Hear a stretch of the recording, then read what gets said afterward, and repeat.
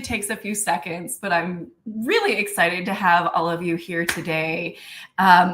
Just so wonderful to see all of you. How are things? How is grad school and post-grad life? Angie, Josh, Desarae, Alex, how are you doing?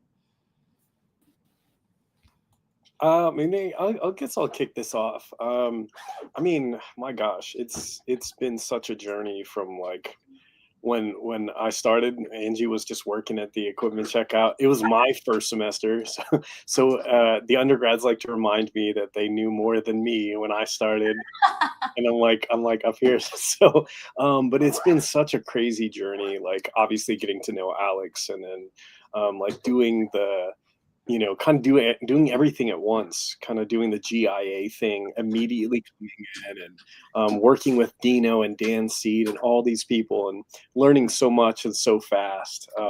It's been a wild ride, to put it simply. That's awesome. Yeah. I'm going to let Angie go, and then I'm going to start introing us like properly.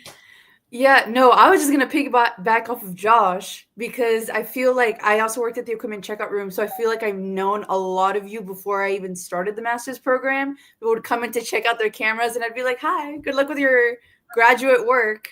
And then I came straight from undergrad. So I already knew most of the professors, if not because I took classes with them, because I helped them with their equipment for their own students.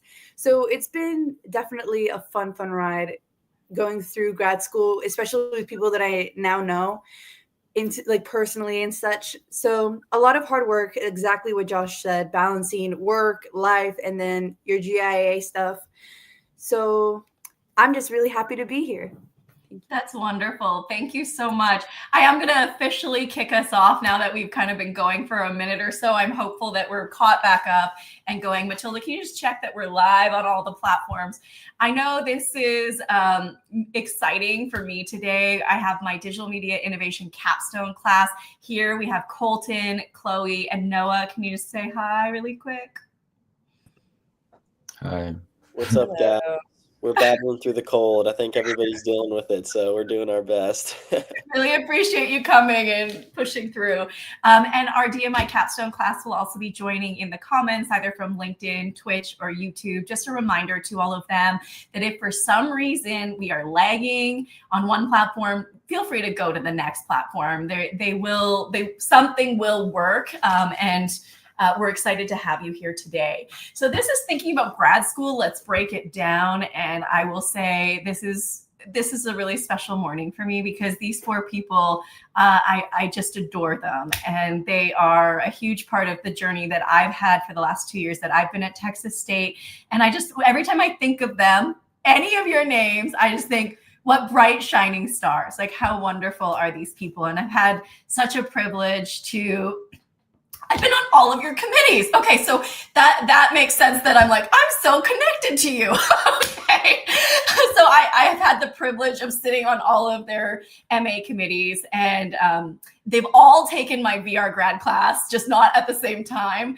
And, some of them have worked with me. For example, I've worked with Angie as a GIA in some of my other courses, and Alex has worked with me as a research assistant. So there's just so much like heart coming out of me today. And I'm just so happy to have all of you here today together. So this is Angie and Josh. They are currently SJMC Masters of Digital Media Communication students. Maybe you can tell us a little bit about the Cliff Notes version of what your research is. I'll go first, and then I'll hand it on over to Josh. So my research is about social media and disaster communication using the Hill Country flooding as a case study. So this whole topic just kind of fell into my lap. I was already doing a lot of research on different facets of social media at the time. I was working with Nicole. So we were working with a bunch of research papers on the topic, empathy. I was doing other research when it comes to social media and how food trends can affect behavior. So I was just inundated with sort of social media. And then at the same time, I was helping Live Oak Studios, which is a television studio on campus, doing a bunch of traditional media. And when the hill country flooding happened, it was right around the time that I had to start brainstorming for my new topic. And because I was just so inundated with traditional media and social media, I just became hyper aware of the two as the flooding was happening, and just noticed all these patterns that I had become primed to recognize because of the research papers. And I thought, wow, I should really delve deep into the differences between the two and how the affordances of social media can actually be helpful in this day and age. So that's kind of what my topic is about loosely. Still liable to change. I have to turn in my proposal. There's a lot of work going into it, but that's my little Spark Notes version. I'm really excited for this work. I think it's going to come together really beautifully. Josh? Okay, so to dumb this down, anybody that's used dating apps, this research may or may not be for you, but the onus of it was, since we are using all these social networking sites to kind of meet people, whether it be romantically or friendship or business. The question is, how much are algorithms affecting your experience or influencing what you see on these social media sites? And essentially what we're trying to do here is under the construct of trust, how do you perceive the algorithm affects your overall experience? So to put it simply, that's kind of what we're working on. On dating apps. On dating apps. On dating apps, which makes it even more interesting, right? Because algorithms have been studied so deeply on social media, but I don't think there's as much literature on the dating apps. So I think he's going to really bring in some interesting work there. Next, we have our former SJMC Masters of Communication students. First, we have Desarae, then we'll have Alex, and I'll pass it off to you. And Alex, if you can tell us a little bit about your journey to where you are now, in addition to your research, that would be great. Desarae. Hi, everyone. Nice to meet you all. Dr. Nicole, thanks for putting us together. I see a lot of amazing colleagues, George, Desarae, Angie. I've had a great time with them. They made TXST an amazing experience for me. I guess graduate school is a lot of unexpected events. I just left Old Main to Iowa, and I still don't know what I'm doing here, right? So that's just by the way. So just to say a little bit about me, you said? Your research, what's your research subject would be great. Okay, so at TXST for my master's, I think this is a very good class because it seems like all our research intersect digital media, because I also worked on social media campaign strategies. I was also just scrolling on social media during 2024 election, and I realized that social media political communication is changing. I saw that the 2024 presidential candidates in Ghana, they were using social media for political discourses, a lot of propaganda, kind of having a debate on social media. So I was just thinking about it, and I was like, let me go and check the literature. And I realized that not a lot of studies have really looked at how West Africa and Global South, how presidential candidates are using social media for political campaigning.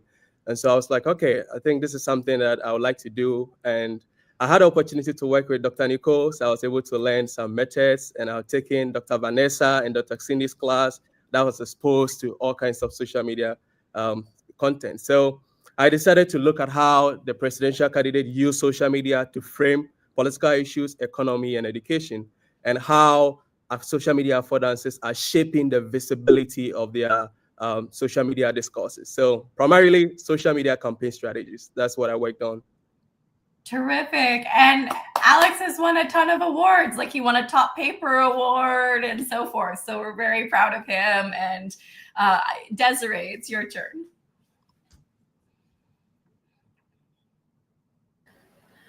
Okay, so my research when I was inside the master's program, I really wanted to do something that was new technology and really just diving headfirst into understanding more about different things I didn't get a chance to learn in my undergrad, because I graduated with the digital media innovations degree through Texas State. So it was like similar to Angie. I kind of just took a semester and then stepped right into it. I knew a lot of the faculty, and it just became, what can I do next? So my research actually was based on the Proteus effect, and I was able to take it and expand upon it after learning about it in the VR class, where you learn about how the different characteristics are online and how your avatars are influencing yourself. And I was like, well, how does that affect education? And so I made a project that was now a resource called the Proteus Effect Online. And it's all things Proteus. Sorry, guys. My title's All Things Proteus. But it's one of those things where I was really passionate about it. And I wanted to make a really nice project. And after I finished grad school, I actually am now an admin 2 at the Chem and Biochem department. So I can see Old Main every day and I wave because those are all my friends. And I actually do a lot more interactions with grad students and PhD students because we just launched a PhD last year. So I'm learning a lot about it. And it's kind of opened my eyes into being like, yeah, I'm going to go get a PhD. And I do a lot of like computer-y stuff. I run the social media account. I actually updated our entire website from the old version to the new version that the Texas State now has as a standard. And yeah, doing a lot more computer-y and journalism stuff for the Chem department. Thank you. Wonderful. A round of applause for our panelists. And last but not least, and definitely still important and significant, my graduate instructional assistant and new research assistant, Matilda. Do you want to give us a quick hello? Hi, everybody. Yeah, I have no idea what I'm doing for, I haven't even decided if I'm doing research-based or project-based. So I'm still in my first semester, so I'm kind of excited for this because I think I'm going to get some great ideas from y'all. I was going to say, this panel is also for you, right? You're in the beginning.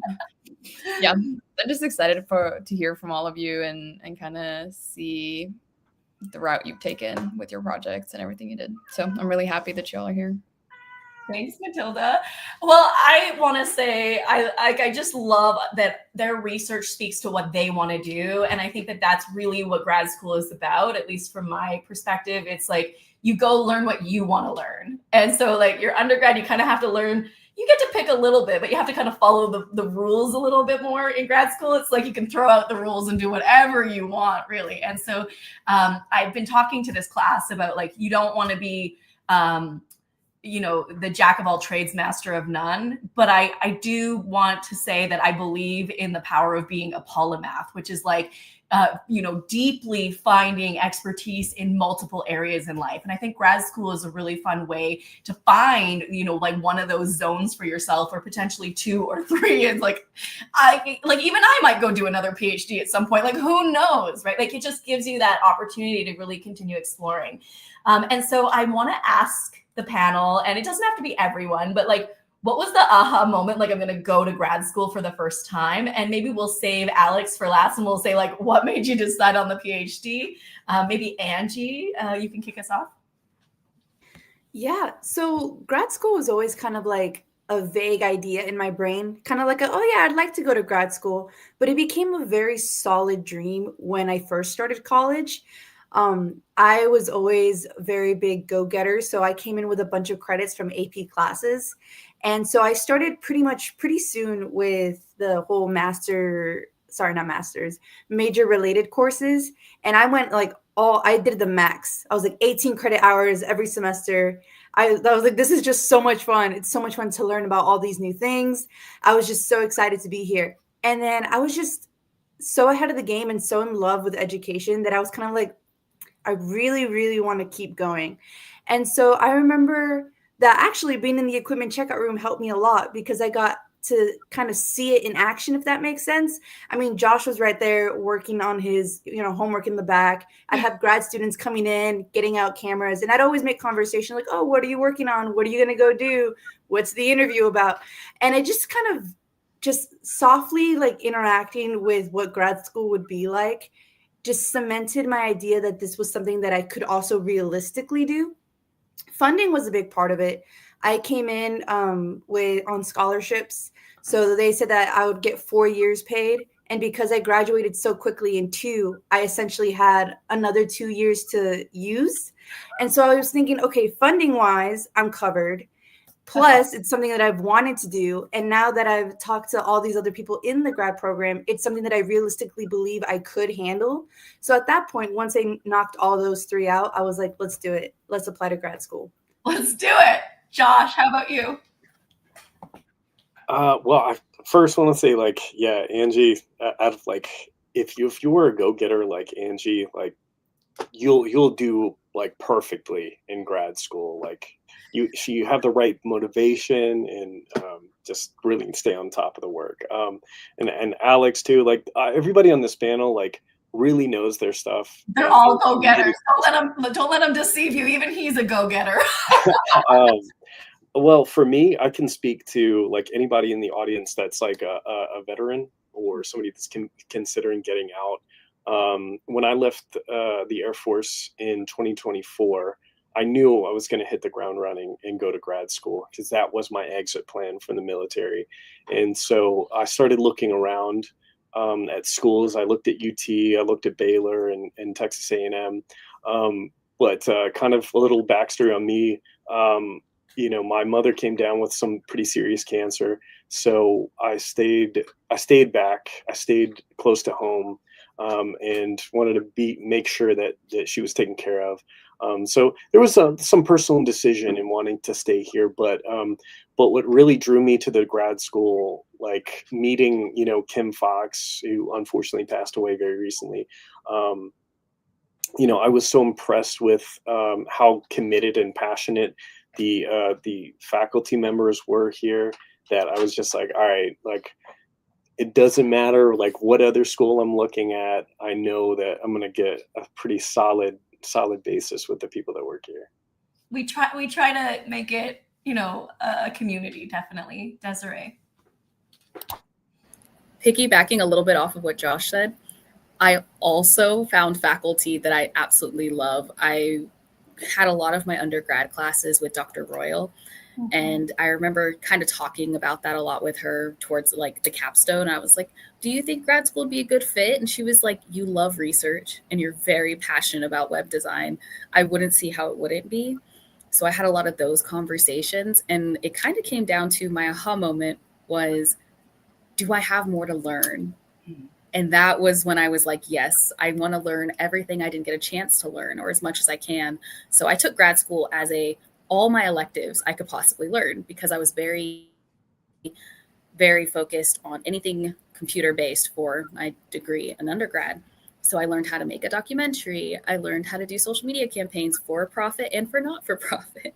Like, it's very different how you go about all of the things. And I was like, I want to learn everything. So I took it as a bigger learning opportunity. And I think that will be something I'll look into also for my PhD. It's like, how much more can I learn? And similar to Angie, also like pushing through and wanting to do more. Alex, maybe let's skip the decision for the MA program actually, you came from Ghana. Maybe we do want to hear like why here? And then how did you decide on the PhD program? Because he's now moved from the MA to the PhD process. And you should know we're so proud of you. I'm so proud of you. Thank you.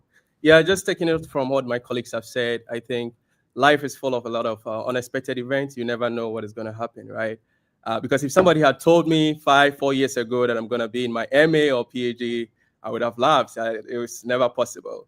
So I come from a very professional background. You know, from Ghana, I had established my own media company. So I was working with 10, 15 student journalists. I was doing video production, web design, all about professional stuff. So I never thought graduate school is for me because I don't know how to do research. And I know graduate school is a lot of theory. And what I do is mostly, let's do it. It's a lot of practical stuff. But after doing productions and video and stuff for almost like 4 or 5 years, I was like, I really want to know the business side of media, right? Because I had people that I was working with and I was really struggling to really get to know how I can monetize the media content. And so I wanted to, that's when I started thinking about graduate school. I was like, if I go get my master's, maybe I can really understand the business side of media. Then I can come back to Ghana and then expand my media company. However, it all turned down when I came to graduate school because, again, you never know what is going to happen. You're going to be influenced sometimes by your faculty. It could be classes that you take. And I think for me, it was both. So at Texas State, because remember, my perception was just coming to understand the business side of it, still professionally focused. But I met a lot of amazing faculty. And like Josh mentioned, Professor Kim Foss was like a mother to me. I mean, just coming to graduate school to come and learn, you meet a faculty and all of a sudden they inspire you so much. And so that's where it started. I think I had a great faculty and they understood what I want to do in terms of professional experience. But some of the classes that I took, like theories of mass communication, I was exposed to all kinds of theories in media, and other classes that I took with Dr. Royal that I think Angie mentioned, and then Dr. Nicole, having the opportunity to work with Ari. So I got to know that there are other issues that I can use my professional background to be able to bridge that gap between academia and the industry. And so I started thinking about, oh, okay, so graduate school is not all about just theory, but actually my professional experience could be a way that I can solve some of the societal issues, especially digital media platforms. And that's where the inspiration started. I started talking to the faculty that I want to do this. And, you know, Dr. Nicole is like a hyper. He's going to inspire, he's going to give you all the morale, everything you need. And Dr. Cindy, everyone was very just happy to see what I want to do. Go talk to Dr. Cindy, Foss, everyone. And they were all just happy to be able to help shape interest in what I wanted to do. And lo and behold, I'm here doing my PhD and I have no idea what I'm still doing. Right? It keeps changing. It's just things will just drive you. And so I always say that when you're going to graduate school, don't be very rigid because you never know what is going to happen. You have interest, what you want to do, but just be open to more ideas and aspiration. Your colleagues, classmates are going to inspire you. Your faculty are going to inspire you. Even the classes you take is going to shape interest and direction where you take. So I think Texas State faculty and the classes that I took really kind of let me know that, oh, I could actually become an emerging researcher. And here I am. You already are an emerging researcher, and we're so proud of you.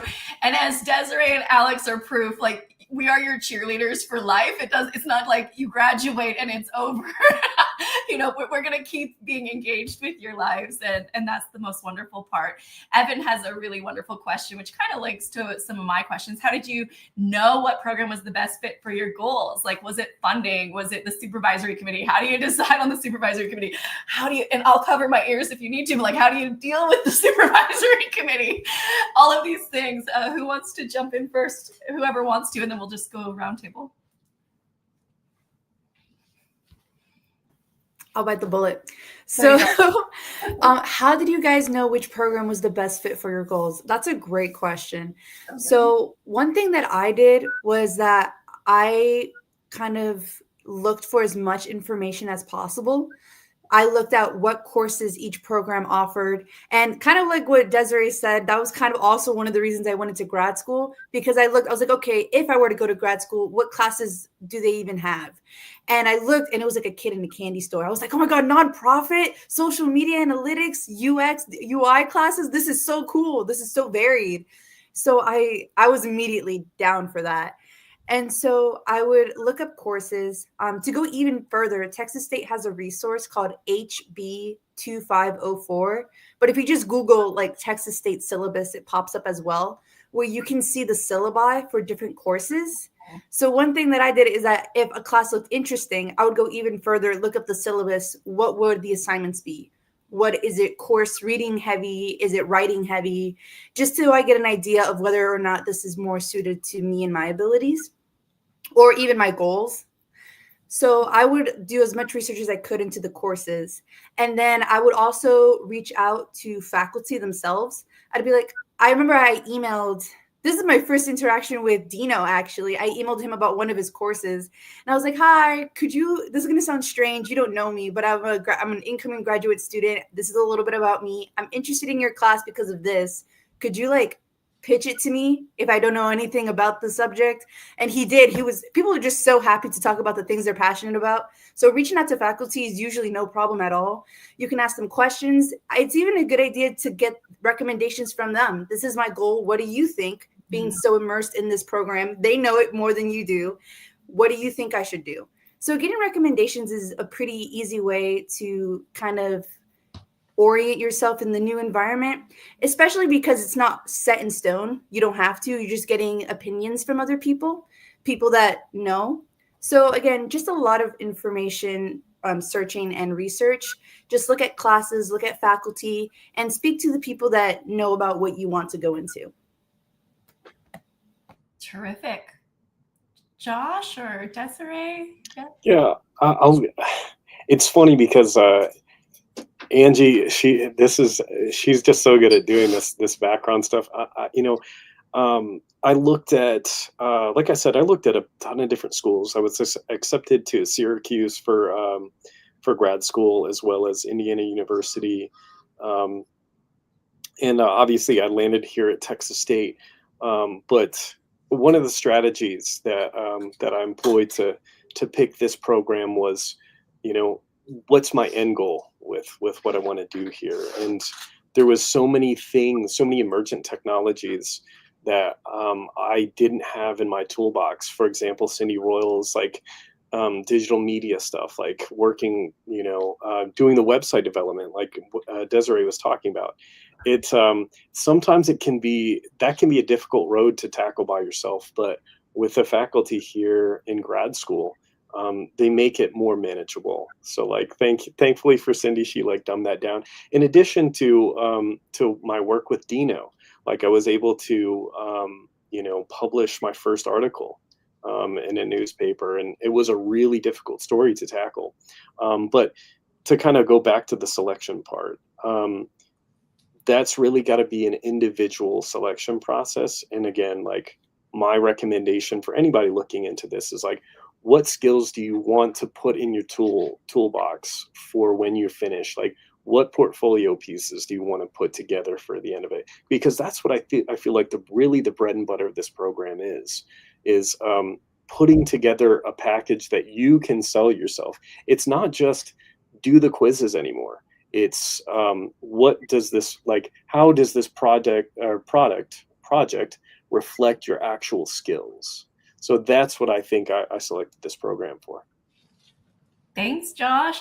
I'm going to go to Alex next, and I want you to tell them how many schools you applied to for the PhD program, mainly because I think sometimes people think you can just apply to one, but you actually do need to plan and be strategic, and Alex has done that so brilliantly. And then how did you make the decision? Because you got a lot of acceptances. Yeah, thank you. I think I applied to about 8-9 schools, I think, and I got accepted to 5 of them. So about deciding, that was a very huge one. And I think, again, it comes back to faculty. So I think from the comment section, is it Moses? Yeah, Moses talked about how faculty and can have a huge impact on some of the decisions that you make. So I think out of the 5 schools, obviously, my top choice was the UT Austin. I had gone to campus and I really wanted to go. But I think eventually the decision for me has to come to your interest. And I think, Josh, you mentioned that you have to, again, you don't really know what you want to do in graduate school, right? But at least you have some interest, something that you love, right? And I think that's where you want to start from. So I primarily focus on my professional, like I mentioned, I come from a very digital media skills professional background. And so my research, I'm also focusing on digital platforms and emerging technologies and how they are shaping political communication and democratization in marginalized communities. And so out of the schools, I had to look at which school is first being able to give me the funding that I need for the entire duration, because graduate school can be very financially dependent, especially for PhD for 4 years. You want to make sure that you are getting the funding that you need to go through the program. And once I've considered the funding, which program will be good fit for me, because I don't really want to get away with my teaching and professional skills. I still want to be able to still teach digital media skills. So is this school willing to allow me to teach? All right. And so I checked those things. And the next one is, well, I want to do the teaching. I want to do the professional stuff, but I also want to be able to engage in more scholarly work. How is this faculty publishing? How is this school focused on research? And even if they are doing the research, does it really align with what I want to do? And so for Iowa, they had a Center for Public Platforms and Personalization, which kind of aligns to exactly what I do. I want to do platforms. I want to do algorithmic work. And so it was perfect aligned for me. And they also have the funding that I wanted. It was a very huge decision. And Dr. Nicole, every faculty was able to help me in terms of even the climate conditions, which I'm still trying to adjust to Iowa.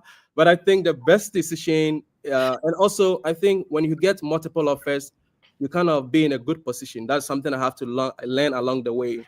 So for example, if you get 4 or 2 or 3 different offers, you can be able to kind of talk to different directors about how you really want to come there, but you have this offer from another school. So if they really need you, then they should kind of do something to the funding, right? So you'll be able to kind of negotiate because you have multiple schools. So I think first, funding is very integral in the graduate school process. So just make sure that they are giving you the opportunity to be an RA or TA because it's really going to shape your experience. And two, make sure that, again, you don't know what you're really going to do, but at least there's something that you love. And so that school should be able to connect with what you're thinking about in terms of what you want to do. Are you interested in digital media? Are you interested in media and culture? Are you interested in what is exactly do you kind of love? And does the school really position to be able to get you that you need? So those decisions really played a huge role. I wasn't really looking at major city, like, get it in New York, and then I would have chosen other big places because Austin is like a really popular could have.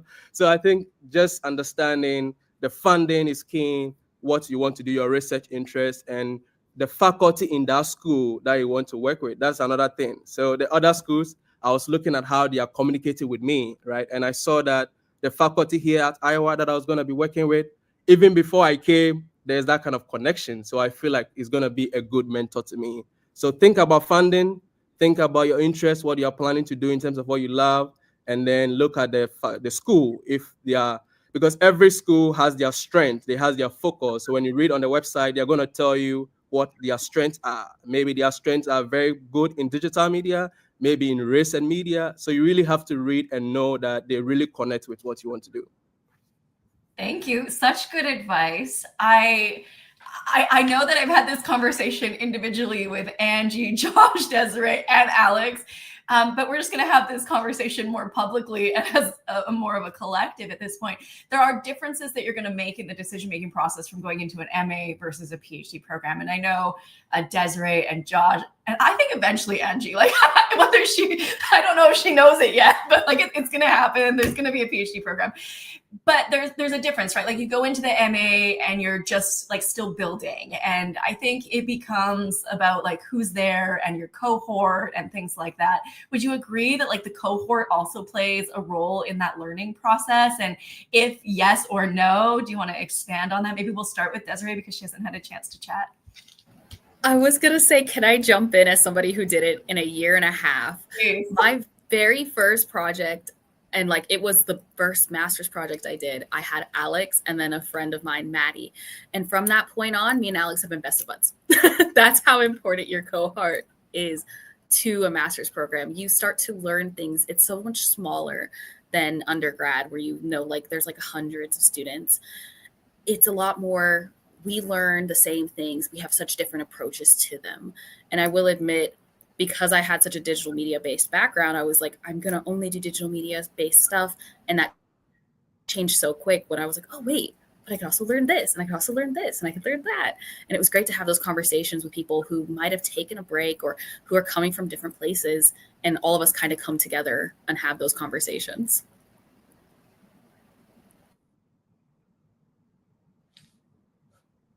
Mm-hmm.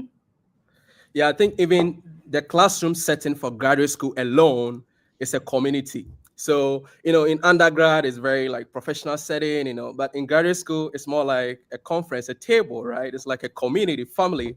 And so that setting is able to kind of free yourself. And eventually, you even see your colleagues as mentors. I think for me, a lot of inspiration, like Desarae, Josh, everyone, Bruce. It's kind of now the mindset that like we're in a professional, serious academic environment was kind of shifted. And now we see ourselves as community. So I'm thinking about graduate school. I'll go talk to Bruce. I'll go talk to, and then they'll be giving me ideas. And so I think that setting is really helpful. And also graduate school, the faculty really understand that there's not a lot of, Dr. Nicole's class. You're going to be in headset throughout. It's more fun and flexible. Because the idea is to kind of help you to be able to expose you to these broader issues for you to think about yourself and decisions. And so I think that experience and community that you have with your colleagues is very integral in terms of figuring out what's next. How about, so in our program, and this is not true everywhere, sometimes you just get connected with someone as your MA supervisor, and that's just how it goes. But in our school, you get to pick everyone who's on your committee. So what does that process look like in the MA journey? Maybe we'll go to Angie and Josh because they didn't participate in the last one. So picking the committee was kind of fun, not gonna lie. I don't know if there's like a lot of pressure associated with it, but I was kind of like, oh, I get to pick my team. Who do I want? So essentially, I just looked at it like practically, very objectively, which teachers have the skills that are related to my thesis. So mine was social media, traditional media, disaster reporting. Such a rich abundance of faculty at Texas State. So it also made it very easy because everyone kind of has their little niches, like, okay, media law, this one, data analysis. So it was very easy to narrow it down. Like, okay, these professors specialize in social media, in research, in traditional TV news. So once I had it from there, then it was just up to how I personally interacted with them. If I felt like they would work well together as well as with me. Kind of like, this is going to sound so strange, but kind of like when you're inviting friends to a birthday party and you're trying to decide whether you want to mix the two friend groups. I was like, okay, would they interact well together? What is their experience outside of education? What other research have they done personally? Would they be helpful like in that sort of way? So luckily mine was niche enough and I had such a great relationship with my committee that it was pretty easy to knock it down. I was like, Nicole, for sure, with her expertise in social media and her love of research, which is infectious. Just so you know, I think I've read more research papers in your vicinity than I have my entire life. Yay! Thank you. It's like Stockholm Syndrome. I like reading them now. It's like, goodness. But yes. I love that Angie just said the quiet part out loud, which is that you do need to think about who is in that committee together, because I have heard disastrous stories of committee members fighting with each other or just like not being on the right page. And like, I think if you're in that position, you gotta like exit out and like try and sort it out as quick as possible, but try not to get into that position in the first place. So I think that's really outstanding advice. Yeah. Yeah. So, I mean, and you wouldn't even think it. I remember which goes back to my whole like habit of asking for recommendations, even if it's just a conversation like icebreaker. I remember I chose my chair, Professor Kelly Kaufhold, because he's just such a wonderful guy. I had a great time working with him in TV news. And so I remember asking him if he had recommendations, already having my other committees like vaguely in my brain, but I was kind of feeling it out to see if maybe he had other insight or see who he worked well with. And he named verbatim the other committee members I had in my brain. So I was like, oh, yes, they're going to get along. This works. They will get along. That just worked out well. That's so good. I'm going to actually get Josh to answer this question, which is, how is the process like when you apply to grad school? Like, what do you need to do? What is that kind of like operational process that you go through? Okay. So I almost want to bring up the website and like walk you through it. But I would liken this process to, much like you would apply for a job in a way. Not that it's like exactly the same, but what you're essentially trying to do is in the way that I interpreted this, and maybe other people can bounce off of this, but I looked at it as like I'm trying to sell myself on what I've done before, that they can kind of get a taste of what I've done. Maybe and I submitted some portfolio pieces for sure, but it obviously was not as diverse as it is now. Like if you come from an undergraduate where you've done some of this work, you can definitely kind of put that in there. But and that's why I appreciate SJMC for working with me on how like scant my resume was. But yeah, when you're applying for it, one thing that I would tell you to kind of focus on, and one thing that I did, was when they ask you to sort of, there's a, not a writing sample, but they're going to ask you like, what's your reason for applying, essentially. And that's what I really focused on. I didn't want my reason to be like boring or like, well, I'm going to go through the next phase. Like, this is just what you're supposed to do. For me, it was like, I want to tell stories in this program, and I want to tell my story to you right now. And I need to sell myself right now. So I look at that, this whole process as like, let me tell you why I belong here. As far as the operational side of things, just make sure you have all your documentation together. With like, obviously you would have graduated from undergrad at that point, but yeah, aside from that, if you're going to apply for funding as well, as like Alexander was mentioning, like FAFSA and things like that, just have all your ducks in a row when you start this preparation. So it's been a minute since I've applied, but I can just tell you how it felt and what I was doing at that time. My focus was, yeah. I think that's great. I think when you do the PhD ones, you have to make sure that you have the project really lined out. And I think even for some MA programs, I've been working with someone who I've been writing reference letters for. I wrote them for them last year. And they unfortunately didn't get into any of the schools they applied to. And they're brilliant. This person is absolutely brilliant. And I was like, oh, that's so sad. Let's do this again. And I said, can you show me your writing sample this time? And I looked at it and it looked like a job CV. And I said, this is what's wrong. You're not telling them what you want to study. You're not telling them why you're a good fit for the program or what you're interested in their program. So those are kind of the things. It's a little bit different than a CV, but you can think of it, a cover letter, but you can think of it in similar terms that like you want to say, here's what my skill set is. Here's how it aligns to you. Here's what I'm interested in learning. Here's who I want to work with. Here's what I want to research. Like all of these things are really great. How did you decide sort of thesis or project track? Was that to me or just general? Maybe we'll go to someone else because you just went. Angie, Alex. So I was originally project track, and then I had a sit-down meeting with Nicole, and my whole life changed. So, which is typically how things have been going recently. So maybe I should hold back on the next meeting so I don't, actually go into that PhD. There's a pattern here. Either way. So I originally had a project track because that was something that I was used to in my undergrad digital media. I was doing a lot of TV news packages. So I'd put together video after video after video, and I had a whole stack. So I figured that a project would be aligned with my skills. And then I met with Nicole, and this was around the time that I started doing research and I started getting a feel for it. And essentially I switched to thesis in order to diversify myself and make myself a more appealing candidate in whatever I would want to do in the future. That way I wasn't going to be boxed into video packages, but have multiple facets. Because I already have a bunch of projects under my belt. So this thesis would be additional. And in fact, on top of that, it would give me an opportunity to do more research myself and kind of establish myself in that sort of area. So it was all about widening my skill set and making myself, I guess, a more multifaceted individual.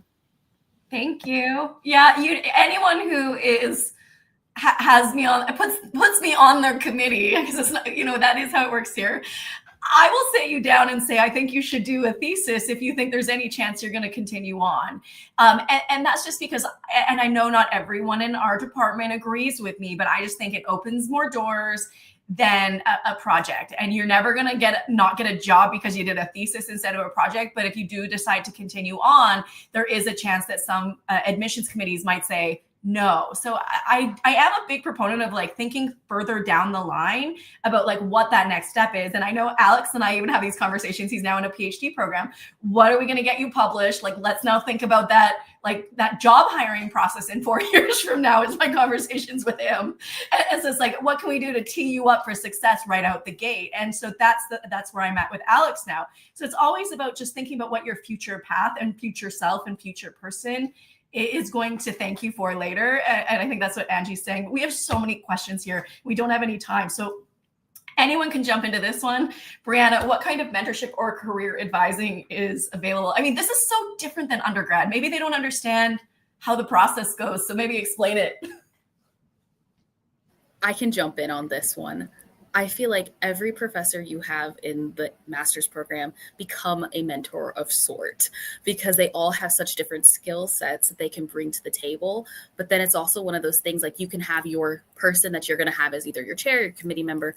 Like Dr. Nicole's one of my committee members, and I was like, her and Dr. Royal are like my biggest mentors ever. And it was good because they were what I want to do more research with. While Dr. Kelly Koffel, he was amazing for opening my eyes to different ways to do journalism, but multimedia. And then we had Dan Seed, who I loved his class I had last fall, where I got to learn a lot about different documentaries and how to film. I never used a camera like beyond my phone prior to that point. So it's like every person has a chance to become a bigger mentor and help you with your project or your thesis, depending on what you're doing. And it's kind of like you just kind of go into it. Like you find your group of people and then you start to do things with them. So it's pretty good. It is different though. Like your learning is much more on you. And so if you want a mentor, you just have to like jump into my lab or jump into Cindy's lab and come say hello to us. Like that's how it works when you're a grad student. It's a different process, I would say. We have so many questions. I think you've answered that great, but maybe we'll go to one of the other committee members. I've seen a bunch of questions related to this, so this isn't the only one, but strategies for time management, managing workload, fending off burnout, creative blocks, any of this. Feel free to jump in, whoever wants to. So this was a big deal for me coming into graduate school because I've heard all the horror stories, like sleeping, just the bags under your eyes. It's a mess. So essentially one of the skills that I utilized in undergrad that I essentially just maxed out for grad school was time management. And so I have an agenda. I write down everything that I need to do, which I highly, highly recommend, because keeping an agenda and keeping a list of things you need to do takes off actually a mental load. So you don't actually have to stress yourself out or take up more space in your brain trying to remember all the things you have to do. You just have a list. And it also like helpfully gets rid of the, oh man, I swear I had one more thing, but I can't remember what it was. It's just there. You don't need to stress about it. Cross it off the list. So time management, keep an agenda, write a list, and also set hard boundaries. Make sure you're getting your sleep, your food, and maybe even if it's like an hour, just a little thing for yourself. You can use this to exercise, for social events, for anything that you do to relax. But just make sure you have your me time, your food, and your sleep. So I have this thing where it's like after a certain time, no matter what I'm doing, close the laptop. We're done for the day. So setting hard boundaries, keeping an agenda to do your time management, those are my two big things. Alex, do you have these boundaries? I don't think you do. Yeah, I was just gonna say that you are never gonna figure it out. In fact, I don't think everybody figures it out. Grad student, faculty, everybody is still trying to figure things out. So don't feel like you have to get everything done. You have to get everything complete. Like Angie said, it's good to sometimes take some time off and sleep. It's fine. It's perfectly fine. Then that's what I do. Sometimes, I guess. Yeah, sometimes. Your body does need it. Because till now, I'm still not figuring things out. And that's totally fine. I mean, I think everybody strives to get things done. And I always say that once there's a deadline, it's going to be done. I don't know how things get done, but somehow it gets done. So just try to relax. And there's a whole lot of narratives about graduate school. You know, it's hard to do this. But I tell you, once you get it, you're going to figure things out, right? So take it free. It doesn't kill. If all of us have been able to do it, you guys are more than, you guys can kill it. You can do it. And they are amazing faculty and mentors. And you being at Texas State, that is a good sign that you're going to do it, because Texas State is a whole community. SJMC, oh my God. And so just keep it cool. And one strategy that I wanted to share is that once you are in a school, whether undergrad or graduate, especially when you're thinking about graduate school, there's a lot of faculty. Not everybody is going to be your buddy or your friend, but try to start looking for people that speak the language you want to speak. Mm-hmm. For example, if I'm interested in digital media, I'm going to start knocking at the doors of digital media faculty. If I'm interested in race and media, I'm going to be looking for my people, just so that you can get some sort of inspiration as to what you are thinking. And I still remember that email conversation that I had with Dr. Nicole. When I got the opportunity to work with Dr. Nicole as RA, he was like, what are you thinking? What are you planning to do? And I was like, oh, I'm thinking about a PhD. He was like, we're going to work on a paper together. And that made a huge difference, right? I got to learn about methodology, and that methodology till now I'm still using it, right? And so start looking for that people, whatever you're interested in. Right now, you don't really know what you want to do, but at least you have something that you love. Is it about fashion? Is it about politics? There's something that interests you. Try to look for those people, and you're gonna do great. And that's the point of grad school. It's like, what lights me up inside? And if it lights you up inside, friends, it's unlikely you're going to burn out. Burnout comes when you're not lit up or you overextend your boundaries. But like, it's usually because you're doing work that is not fulfilling for you. If you're super into something, my experience is like, that's just not going to happen. You do have to watch your body and like sleep and food and all those things are important. But if you're really lit up inside by something, it's not going to hit you the way you think it is. Jennifer says, what do you wish you knew before you started the graduate program here? And this kind of links to my question of like, what's something that you learned that surprised you? And we'll do lightning rounds because I realize we're almost out of time and I have one more question after this. Des? I would have to say definitely look into the differences between the project and the thesis. If I would have known I was so into research, I would have chose the thesis. But because I was already almost done with my degree because I did it fast, I was stuck with the project and did almost an entire thesis like draft. I want to say like it's a pretty good start for my project. And then still had to make the project. So she basically did a thesis and a project. Yeah. Yeah. Think those through, guys. Angie. Oh my goodness. You like took it. Anyways, that's a good one. The project and the thesis, learning the difference between the two. Something that I wish I knew going into grad school. I mean, I would say that it's important, but it also kind of fixes itself. So it's just something to be made aware of. Mm-hmm. Your peers are a very big resource. And also, especially at Texas State, because at least the digital media communications degree is pretty tight knit. Make sure that you're exchanging phone numbers, that you're making friends. Something that I hesitated to do in undergrad was talk to people because there was such big auditorium classes. It seemed kind of moot. And then it was only for a semester. But these people are the people that are going to be with you for a minute. So make sure that, you have someone to fall back on that knows exactly what it's like getting that project done that's due next week. Someone that you can commiserate with, someone that you can work with, someone you can talk to, just a peer. So definitely make sure. Something that I didn't know was how tight-knit this group was going to become and how close I was going to get to these people. So kind of keep in mind that when you apply to graduate school, I think this is something that Alexander and Desarae touched on earlier. You're not just looking at the teachers. You're not just looking at the classes. You're also looking at future friends. Thank you. We're so out of time, but we're going to keep going just for a little bit longer. Colton, Chloe, or Noah, do you have any questions for these wonderful people? I can go first. Yes, I feel like you guys actually answered like so much of it because like my biggest question like coming into this was really just like in this program, I feel like you learn like so many different skills, and by the time like you graduate, like you've added like so many tools to your toolbox and it's opened so many doors, but like I have no idea where to go now. It's like I like know how to do all these skills and I have like all these passions that I want to do, but like I don't even know where to start. So you guys gave me like a lot of really good advice. I don't know if anybody has like anything else to like kind of like answer that a little further, but you guys did answer like most of that already, so I really appreciate it. Maybe Josh or Alex?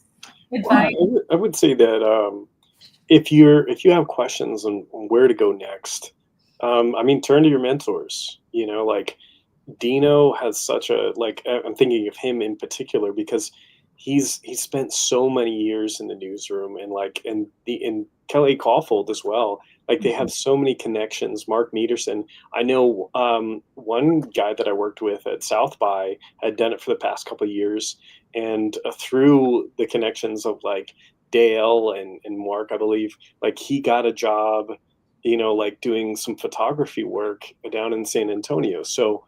And a lot of times if you get hook up with them on LinkedIn, they will often post like jobs and things. So basically look at that like a warm handoff, like, cause they know you and you already have that connection. So use that to your advantage, and obviously the people that you are in your cohort. And I wanted to say this real quick.